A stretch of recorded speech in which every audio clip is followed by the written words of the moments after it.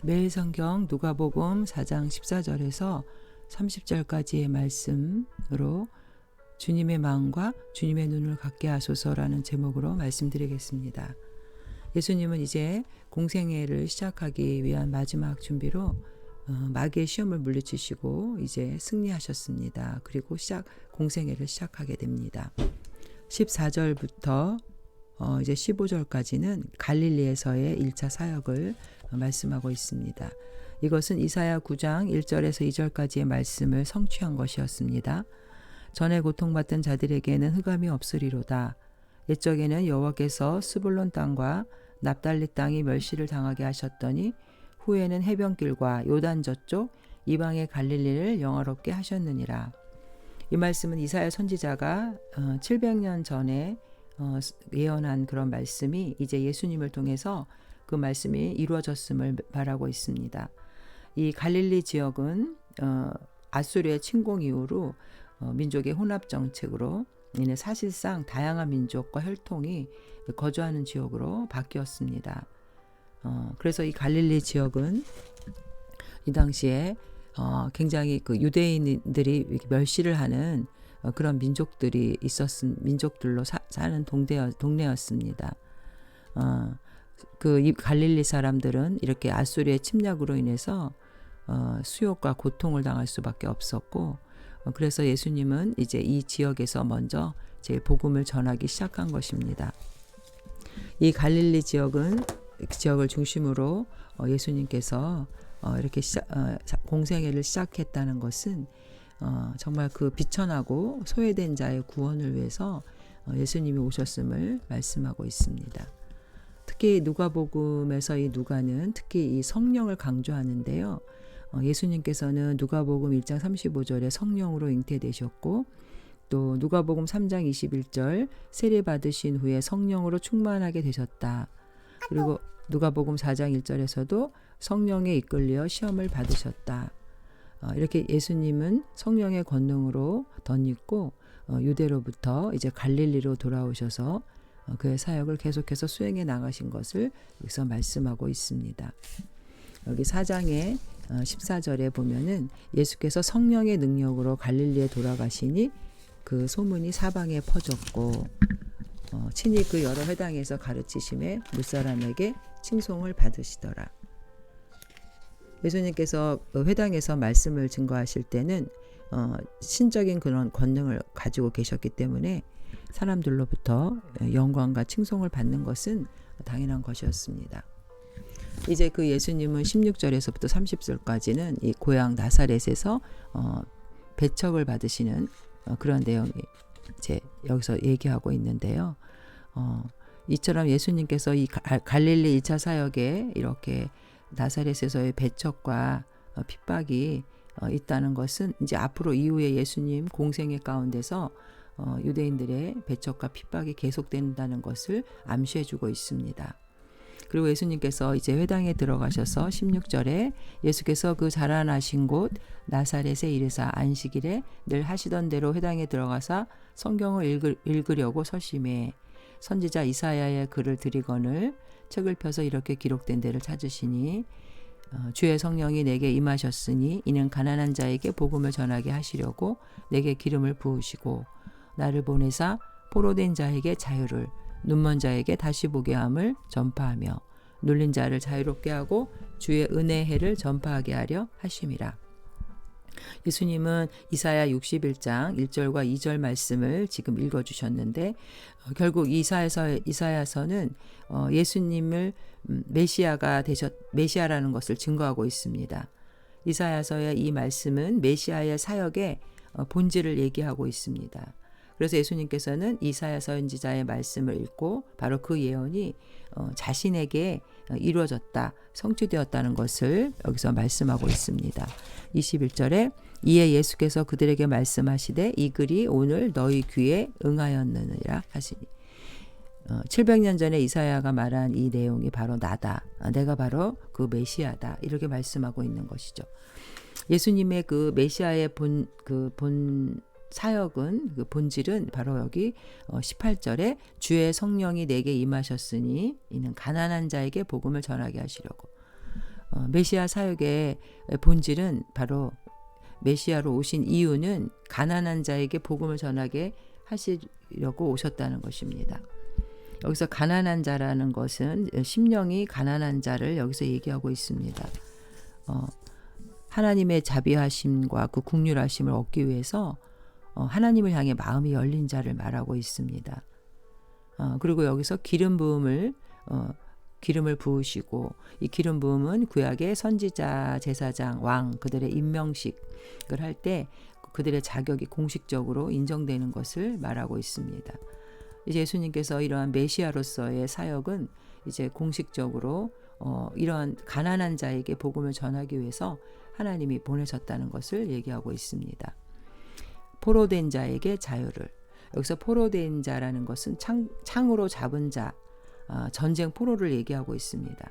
이스라엘 민족이 바벨론의 그 포로 생활에서 귀환하게 될 것을 예언한 말이었는데, 이것은 이제 결국 메시아 대신 예수님께서 죄의 세력에 포로된 자들을 해방시켜 주시는 그 인류의 해방과 영적인 자유함을 주신다는 것을 그런 뜻으로 여기서는 사용하고 있습니다. 또 눈먼 자에게 다시 보게 함을, 눈먼 자에게 다시 보게 한다는 이 말씀은 갇힌 자, 히브리어 성경에는 갇힌 자에게 노임을 전파한다, 이렇게 얘기하고 있는데요. 결국 갇힌 자라는 것은 이제 포로된 자들이 지하 토굴에 갇히거나 이랬을 때 눈이 먼 자들로 표현을 하고 있는 겁니다. 그들이 감옥에서 풀려날 때 다시 밝은 빛을 보듯이 눈을 뜨는 것으로 이해해서 이렇게 눈먼 자가 눈을 뜨고 이렇게 설명하고 있는 거죠. 그래서 누가는 이사야 35장 5절 말씀을 인용해서 이렇게 눈먼 자가 눈을 뜨고 귀머거리가 귀가 열린다, 이런 이적을 통해서 이것이 바로 메시아의 사역이다라는 것을 얘기하고 있습니다. 결국 예수님께서는 정말 우리에게 육적으로 영적으로 눈먼 자들의 시력을 회복시켜 주셨습니다.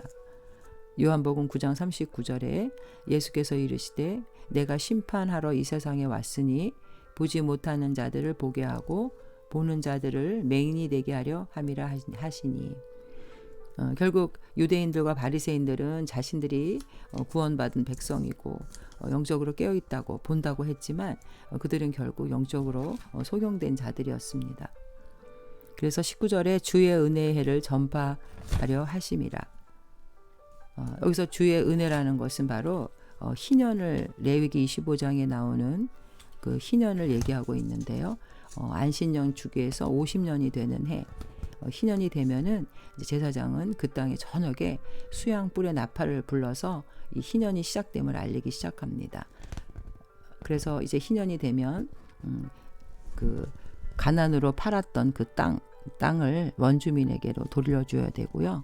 또 종들이 해방되고, 그래서 이런 희년의 의미는 종말론적으로 설명하면 메시아 시대의 도래를 예표하고, 결국 희년을 여기서 선포한다는 것은 모든 인류를 죄에서 해방시키는, 그래서 복음이 전파된다는 그것을 상징하고 있습니다. 예수님께서는 이렇게 우리에게 은혜의 해를 선포하러 오셨다는 거죠.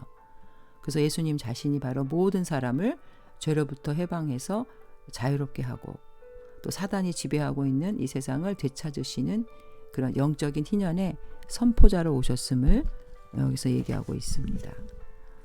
그러나 여기서 4장 23절에 보면 이 나사렛에서의 이 복음 전파는 쉽지가 않았어요. 유대인들이 예수님을 향해서 22절에 그들이 다 그를 증언하고 그 입으로 나오는 바 은혜로운 말을 놀랍게 여겨 이르되 이 사람이 요셉의 아들이 아니냐. 바로 메시아 되신 예수님을 요셉의 아들로, 인간의 아들로 생각했던 것이죠. 그래서 23절에 예수께서 그들에게 이르시되 너희가 반드시 의사야 너 자신을 고치라 하는 속담을 인용하여 내게 말하기를 우리가 들은 바 가버나움에서 행한 일을 내 고향 여기에서도 행하라 하리라. 예수님은 그 당시 속담 의와나 너를 고치라라는 것은 남의 병을 고치는 그 의사가 먼저 자신의 병을 고쳐야 한다는 그런 우선이다, 그런 속담을 얘기하고 있습니다. 그런 생각을 이 사람들이 갖고 있다라는 것을 예수님이 알아차린 거예요. 그 사람들은 예수님에게 어떤 마음을 갖고 있었냐면은 가버나움에서 행한 그런 일, 기적들을 내 고향에서도 한번 행해 보아라. 이렇게 얘기하고 있는 거죠. 그러니까 예수님을 비꼬는 거예요.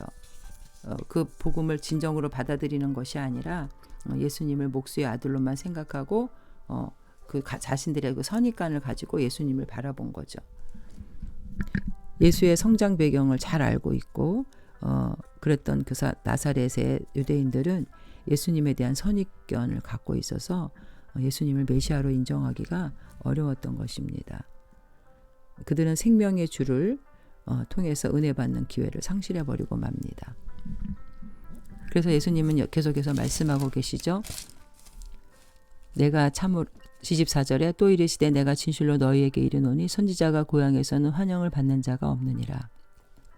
내가 참으로 너희에게 이르노니 엘리야 시대에 하늘이 3년 6개월간 닫혀 온 땅에 큰 흉년이 들었을 때에 이스라엘에 많은 과부가 있었을 때 엘리야가 그중 한 사람에게도 보내심을 받지 않고 오직 시돈 땅에 있는 사렙다의 한 과부에게 뿐이었으며 또 선지자 엘리사 때에 이스라엘에 많은 나병 환자가 있었을 때 그 중에 한 사람도 깨끗함을 얻지 못하고 오직 수리아 사람 나아만 뿐이었느니라.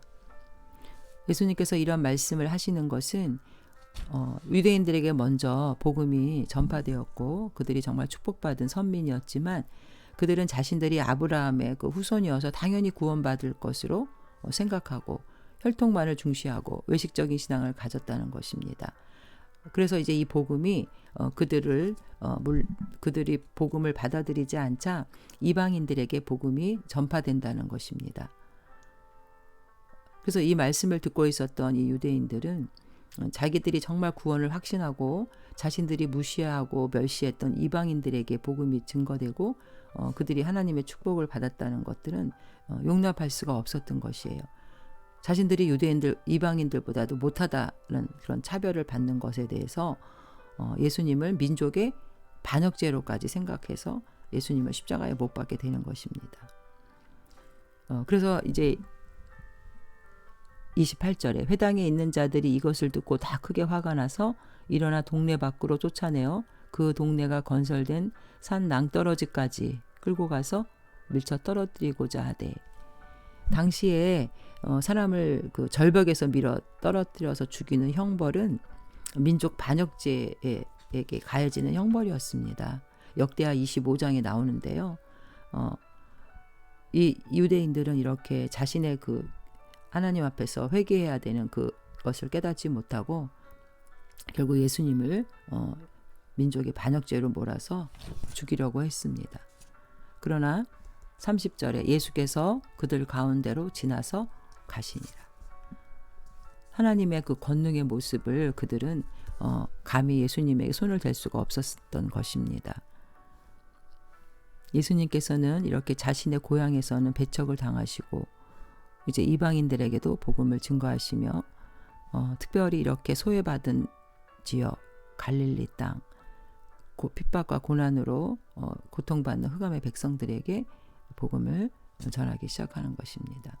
오늘 누가복음의 이 말씀을 통해서 예수님은 정말 가난하고 심령이 가난하고 힘든 고통받는 자들을 위해서 이 땅에 오셨다는 것, 그들을 회복시키시고 그들의 영적인 눈을 열어주시고 압박받는 곳에서 자유를 주게 오셨다는 메시아의 자기 선언.